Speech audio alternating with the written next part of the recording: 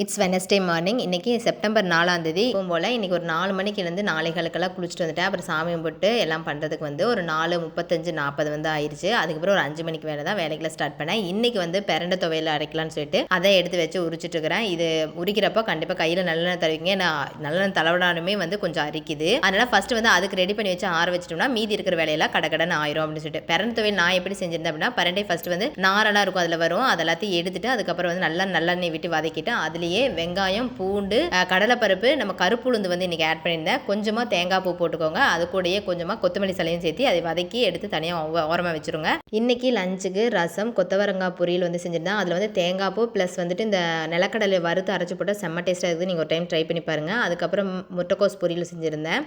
அப்புறம் ஸ்நாக்ஸ்க்கு மக்கானா செஞ்சு கொடுத்துருந்தேன். இது அரைச்சி தான் இன்றைக்கும் கொடுத்துருந்தேன். இதுதான் எங்கள் வீட்டோட லஞ்ச் மெனு. எப்படி இருக்குது அப்படிங்கிறத பார்த்துட்டு மறக்காமல் கீழே கமெண்ட் பண்ணுங்கள். அடுத்த வீடியோவில் பார்க்கலாம். தேங்க்யூ.